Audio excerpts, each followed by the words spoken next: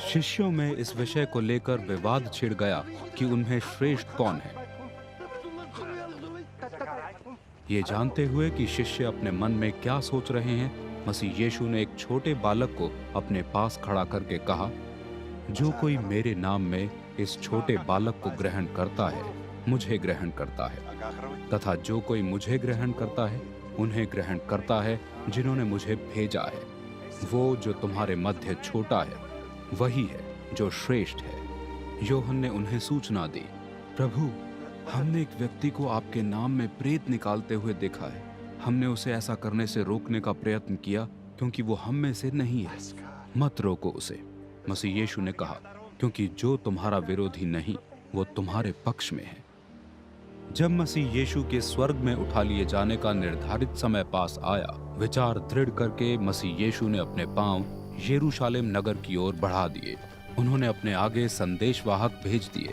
वे Shomron प्रदेश के एक गांव में पहुंचे कि मसीह यीशु के आगमन की तैयारी करें, किंतु वहां के निवासियों ने उन्हें स्वीकार नहीं किया, क्योंकि मसीह यीशु यरूशलेम नगर की ओर जा रहे थे। जब उनके दो शिष्यों याकूब और यूहन्ना ने यह देखा तो उन्होंने मसीह यीशु से प्रश्न किया, प्रभु, यदि आप आज्ञा दें तो हम प्रार्थना करें कि आकाश से इन्हें नाश करने के लिए आग की बारिश हो जाए। पीछे मुड़कर मसीह यीशु ने उन्हें डांटा, तुम नहीं समझ रहे कि तुम ये किस मतलब से कह रहे हो?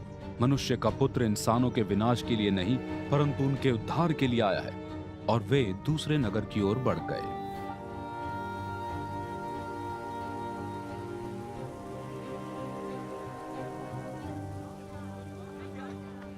मार्ग में एक व्यक्ति ने अपनी इच्छा व्यक्त करते हुए उनसे कहा, आप जहां कहीं जाएंगे मैं आपके साथ रहूंगा। मसीह यीशु ने इसके उत्तर में कहा, लोमड़ियों के पास उनकी अपनी मांदें होती हैं और पक्षियों के पास उनके अपने घोंसले, किंतु मनुष्य के पुत्र के लिए तो सिर रखने तक का स्थान नहीं।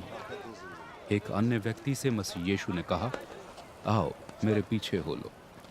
उस व्यक्ति ने कहा, प्रभु, पहले मैं अपने पिता के अंतिम संस्कार का इंतजाम कर लूं। मसीह यीशु ने उससे कहा, मरे हुओं को अपने मृत गाड़ने दो, किंतु तुम जाकर परमेश्वर के राज्य का प्रचार करो।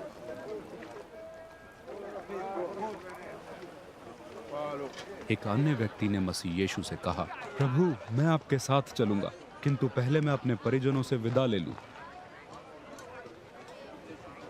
मसीह यीशु ने इसके उत्तर में कहा, ऐसा कोई भी व्यक्ति जो हल चलाने को उद्यत हो, परंतु उसकी दृष्टि पीछे की ओर लगी हुई हो, परमेश्वर के राज्य के योग्य नहीं।